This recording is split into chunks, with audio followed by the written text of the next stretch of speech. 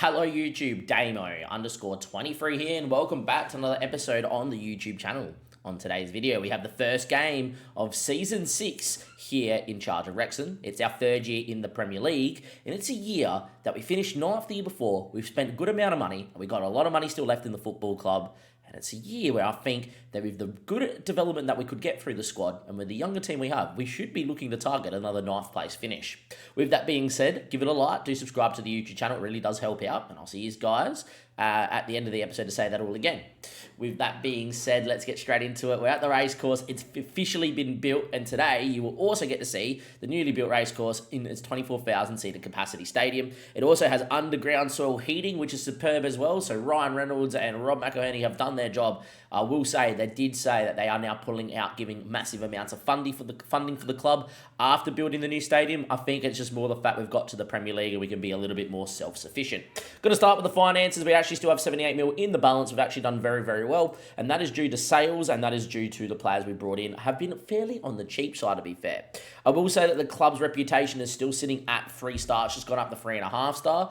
We do find it hard to bring in those really cream of the creme players that are a little bit older, more developed, and are ready to come in. The likes of an Eze, who I'd pleaded with to bring into the football club, just didn't want to come in, even though he's listed for 41 million, does not want to speak to me at all. Guys like Nestri Irukunda is another one. You know, even Nestri, just because he's at Juventus, doesn't want him to leave to go to Wrexham, even though we've been in the Prem and now look established in the Premier League as well. They just do not want to come to us because we're not that big a name. Now, say if we were like a West Ham, or say if we were one of like a Brighton or something like that, doing one of those saves, you had a couple of years where you finished in the middle of the Prem, these sort of guys will probably turn around and go, you know what, you're a Premier League established club, they'll come. And that's the issue with bringing up a team, you know, so quickly to the Premier League, is you do struggle to bring in those quality players. Well, let's have a look at pre-season before we get into the season prediction and the team and how we're lining up for the opening day. We beat Pleasant at our home stadium 3-1. We then beat all the sides that we should be beating here, but most notably we played Juventus in the last game of pre-season, and with 10 men after Mariba got sent off on the 26th minute, we still dominated the ball and we still won the game of football, and that is an amazing thing to do. As you can see from the team there as well, there's a couple new faces in that starting 11, and there's a couple that you'll know and a couple that you don't. Let's get straight into the transfers here as well, and I've done something a little bit different in terms of transfers as well, and the main thing that I have done different here with the transfers is I've actually documented with a screenshot here who we have brought in and where we have brought them in. So with that being said, I am going to show you these guys at the same time as we bring them in and bring them up on screen. Now, Luis Dominguez is the Colombian international goalkeeper. He jumped out as an amazing sweeper keeper. He's 6'2", and he is your new number one. He's your new backup goalkeeper and could be your new number one by the end of the season. He has Wonderkid potential. He's left-footed. He's a big boy, and he's got 16 vision at this young age. We bought him in pretty cheap, and if I go into here and I bring up Mr. Luis Dominguez, as you guys can now see on screen, it was 500k up front, 1 mil over 3 years, and they only get 2 mil if he plays, ends up playing 50 games for me as well, which I do see it happening. And if we reach the final of the FA Cup, we give him 100k. That is as cheap as it's going to come for a Wonderkid goalkeeper that does look this good.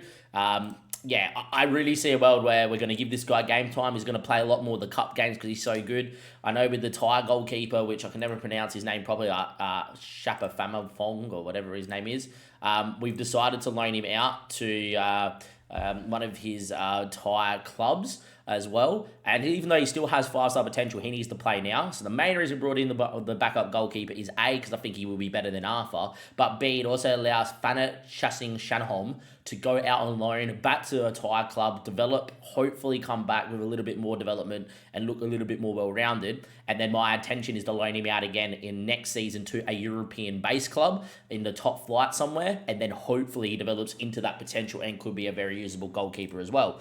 Which means that the goalkeeper department we're pretty well stocked up in, which is a very good thing to say. We then signed McAtee, and I'm just going to show you right now, it's 27 mil. His contract actually said that was 29 mil, but we got him for 27 mil, Mr. McAtee. McAtee, as you can see here, did fantastic. 29 mil release fee to foreign clubs from Rangers. We got him for 27 all up front. I don't know why the game let me bid in 27.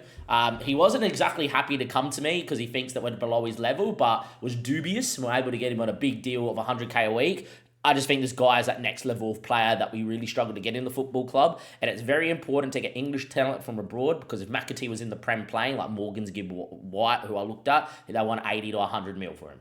And we're not paying that. The reason why we love him so much, he's got great passing with vision and with technique, all above the 15s with 17 technique, which is great. Also makes good decisions, good determination, good composure, good acceleration, agility, and balance. Looks pretty good in the advanced play, mate, of attacking midfield on support, and has good finishing as well. And allows me just to play Saravolo in those weaker games. If there's an injury, Saravolo can come in, and it means a 20-year-old Saravolo can still play under 21 football, stay pretty sharp, and still develop as well. I think McAtee is someone that's going to look at fantastic. He had 2 good years at Rangers. I think he's ready to step up and play for us as well.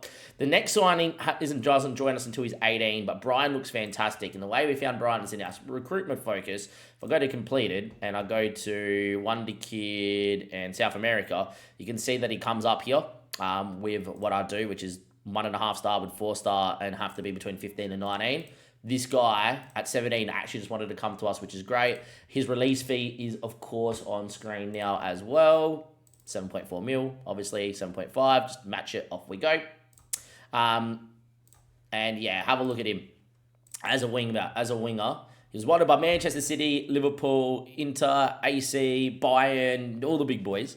Chose to come to me because we bidded first and no one else bid, which was fantastic. Already got 8 in determination with 15 technique, 15 vision and those physicals, and he looks incredible with 13 crossing and 13 dribbling and 14 flair as well. That means he already has 1, 2, 3, 4, 5, 6, 7, 8, 9, 10 stats of 15 plus. And on top of that, you're probably going to say 11, 12, 13, 14, 15. Hang on, I've got that there. 10 stats. 11, 12, 13, 14, 15, 16, 17 are probably going to get there pretty easily. And that's going to make him a very world-class winger. I do think, being right-footed, I want to train him to play on the left and come off the left-hand side. And that's the reason why we signed one of our backup wingers that's a little bit older, to allow Brian Alarcon to come in and play in the second half of the season. He doesn't join until he turns 18, which will be in January of this season. 7.4 mil, I think he's going to be very, very good. In terms of on the outs, we didn't sell anyone straight away. We did loan out a couple of the boys pretty quickly there as well. But all our sales came in. We made 66 mil worth of sales here, which is not something that we've done a lot of, and this is why we have money still in the football club. Going to recap them quickly. Connor Coventry, 15.5 mil all up front, went to Raul Hippus. Omari Benjamin went to Burnley for 12.75. The big one, Lo Celso, declining a little bit, 12.5 mil, but more importantly, 64k of wage out the door. I could have maybe negotiated a bit more, but out of all the clubs, Eltific is not the most expensive. Conte went for 7.75, which I'm not particularly happy with that low fee, but had to sell him because we're keeping players here. Obviously, Noah Hay went out for 5 mil as well, who, had a little bit of potential, but never going to play with the players we have. Nat Phillips went out, obviously, for 3 mil, which is great. Maldini Kikuri went out for 3 mil as well, which is superb as well. And Lyons Foster went out for 4.7 officially now after the loan spell too, which, as you can see, that's 66 mil, punted out the door. And that's the whole reason we've been doing what we've been doing. Connor Coventry we signed on a free. Amari Benjamin we signed on a free. Lo Celso we signed on a free. Conte we signed for 3 mil. Turned over profit. Noah Hay we signed on a free. Lyons Foster we signed on a free. Phillips we signed for 1 mil. Maldini Kikuri sold on a free. All those guys, all their fees is all big profit. So that is nearly 60 odd mil worth of profit just there. It is amazing to be in that position. In terms of players here as well, let's go through it. I'm going to touch on one that doesn't really matter. Harry Heath is just released from Liverpool, decent stats. Under 21 side and to help the under 21s out. The rest of them, we're just going to go in order of when we signed them. Now, Paolo Roberto, I don't know if I took a screenshot because he's not going to be the most amazing player. It's not. 4.7 mil release fee. Downward arrows already, but look past the downward arrows. Why would I sign a guy like this? Now, the reason why we signed a guy like this is he was 18 at the time, so I believe he can still become homegrown. Should be able to. I don't know. Anyhow. Paolo Roberto, though, is a guy that if you look at him for an attacking fullback perspective is good. Technique, 15. Leadership, not bad. Flair, great. Decisions, great. Bravery, great. Aggression, great. Doesn't have composure, could probably kill someone in a tackle. But very good physicals, very well-rounded. 14 crossing, 16 dribbling. He is just the pure, go down the flank, beat your man, whip a ball from fullback. I love it. there's enough potential in him that if he develops that little bit with marking and positioning and gets that little bit better defensively, 11 tackling, 11 marking, and the rest become pretty good, if he hits his potential, he's going to be a very usable backup left back. And we do have, obviously, Destiny Udogie in at the moment. And Jean Carlos, if there's a long-term injury, can play left back and fill in as well, the wonder kid from the Netherlands. I just think Paolo for 4.7 mil is enough of a punt. And if he doesn't do well in the next 2 years, we just sell him for 20 mil or less and just take big amounts of money. Next is Marco. Now, Marco's a bit of a wonder kid as well.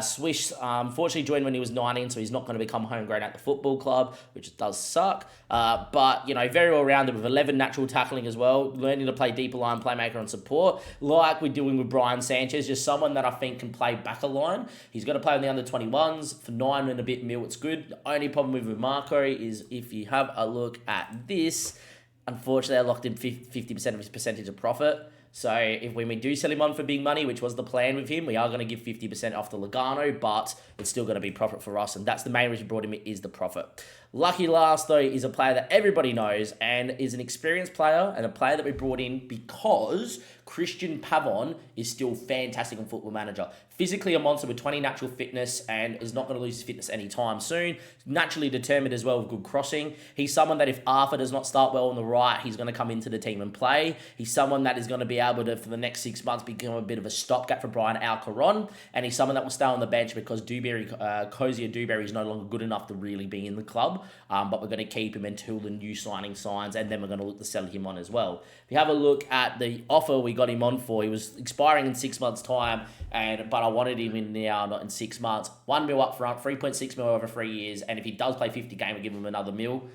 That is as cheap as chips. I'm very happy to sign him. I think he's going to be a fantastic little player and hopefully continues the form he's been at ATM as well. So that's the team in terms of transfers. Let me know where you think that's going to put us in terms of where we're going to finish with that sort of side. The game reckons we're going to finish 18th. Big difference is they want me to play Brian Sanchez and put Koulibaly at centre-back, who's 5'9". That's never going to happen. And they want me to start Pavon over Arthur, which I can definitely see us doing. George Evans is still the best prospect here. Don't get me wrong, he's going to be fantastic, and he is on the bench today. Our best team is on screen right now. I am going to make some changes because we are playing Forest, a team we should be beating today.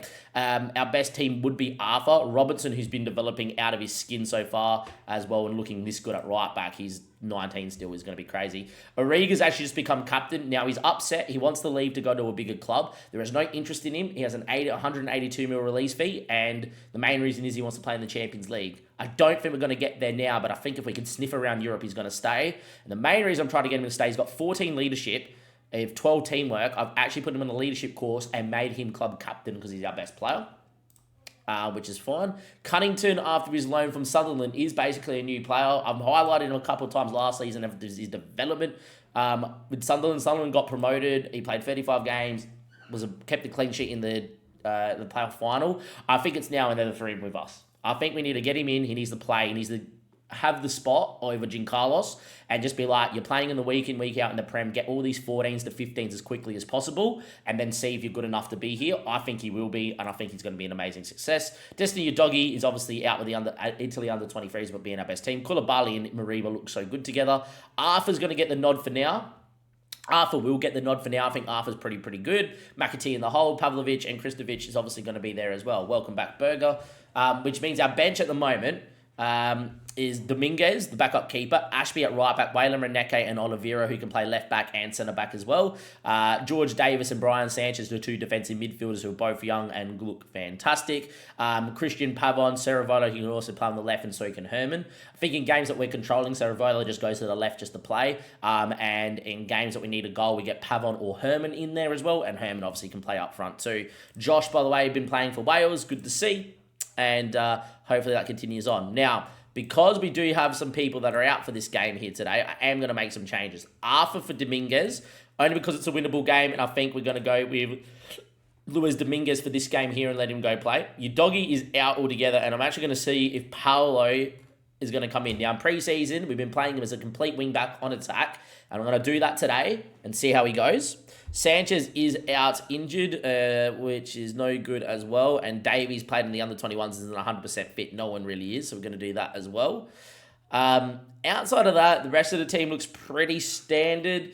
I don't think we're going to make any other changes here for this game. I'm tempted to give Arthur off and give Pavon a start, but we're not going to do that either. So I think our team is going to be Dominguez comes into the team and Paolo Roberto is going to get his debut, get those debuts out of the way. The rest of the boys will come off the bench, etc. as well. And Dewberry might actually make his way in here too for Ceravolo, because I don't think Ceravolo is 100%.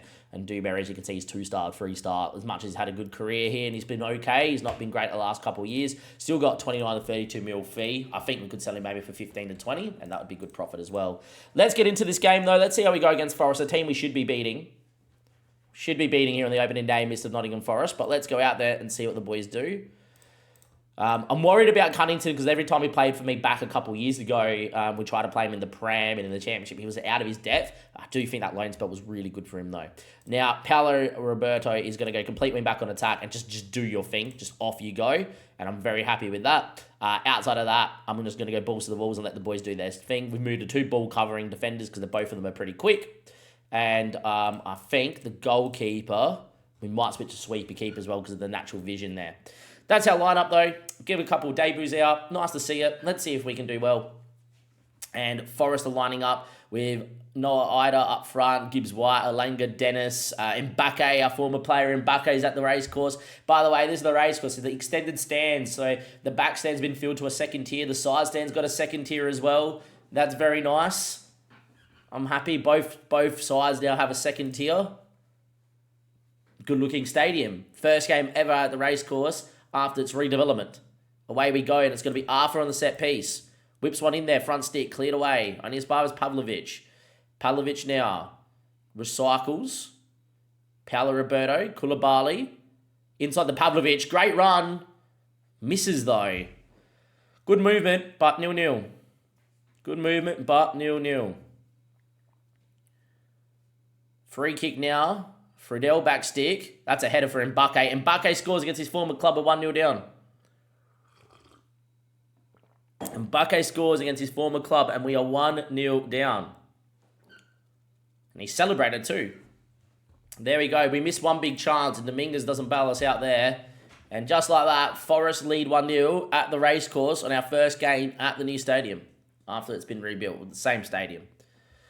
If you look at the stats, though, 67% possession, we're absolutely dominating. That's a good thing. Now, our home form at the racecourse is very good, so I do expect a comeback here. Cunnington now, Koulibaly and Cunnington, Ariga, and we knock it around.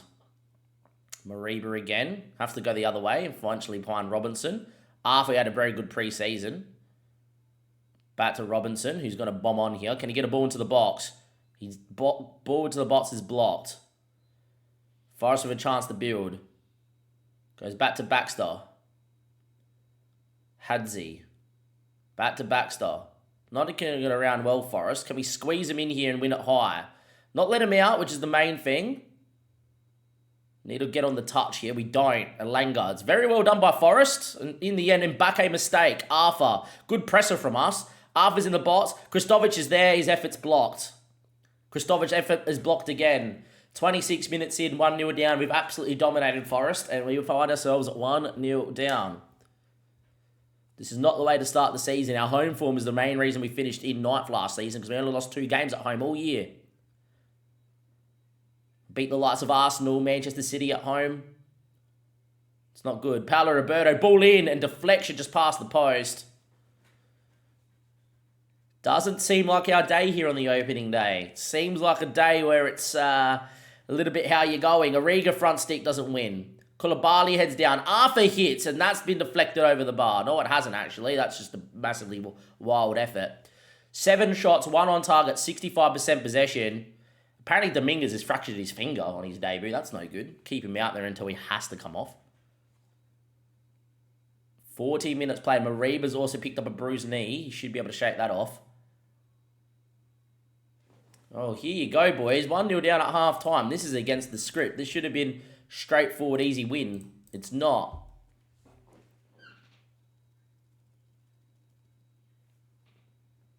Eight shots, 2 on target, no goal. Is there a moment out here? Doesn't seem to be. 60 minutes played. I'm going to make a change here. I'm going to make 2. Herman's going to come in up front. Kristovic has had a stinker. Get Herman on as the advance forward on the last man. And Pavon's going to come in for Pavlovic. He's going to go a bit more inverted on support on that side. Arthur's going to go a little bit more direct on attack as well.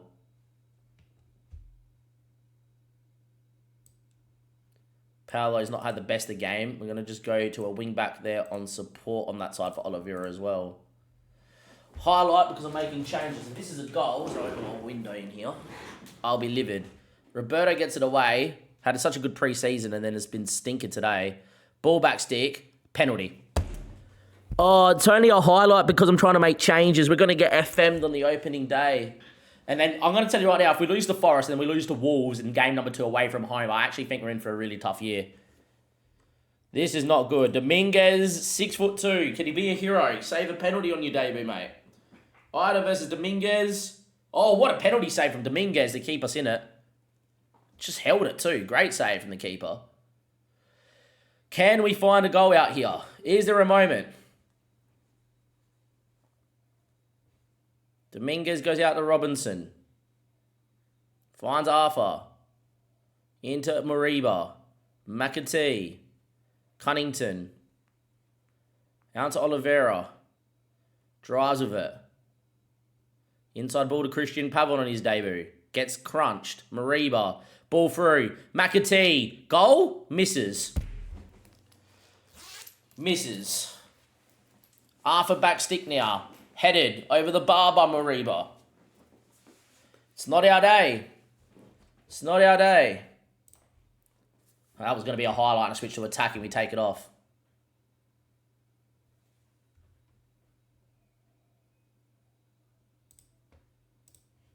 Is there going to be a goal here? 86th minute. We've absolutely dominated Forest and we're 1-0 down. That's unfortunate, Berger, to get West Ham in the third round of the FA Cup. Good money, though. That's great money. Hopefully you're at the London Stadium. That's a flick onto Alunga. Is this the goal winner? We have been absolutely FM'd. We have been the better team here, and we're going to lose our first game at the racecourse in like 16 games on the opening day of the new season. It has not gone to plan. It has not gone to plan. The opening game at the racecourse is going to be a flop. That's a finish and a half too from Alanga. 58% possession, 13 shots, 2 XG. We're not going to score a goal.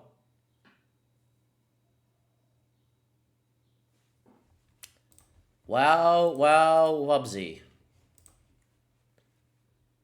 Does happen. It does happen. It does happen. We have absolutely copped it and we lose 2-0 to Forest. Forest is our third loss in a season and a bit at the racecourse. Wow, that is brutal. With that being said, that's the end of the episode. I'll see you guys next time. It depends on how the season starts for us, where we're going to come in. If we don't win against Wolves, West Ham, and Aston Villa, we're going to give you Brighton at home to just tell it around and see how we go. If not, then yeah, that is pretty poor. We have played pretty well. We were the better team, and we lost 2-0. It is what it is. Hopefully that's not a sign of things to come. I'll see you guys next time. Thank you, and goodbye.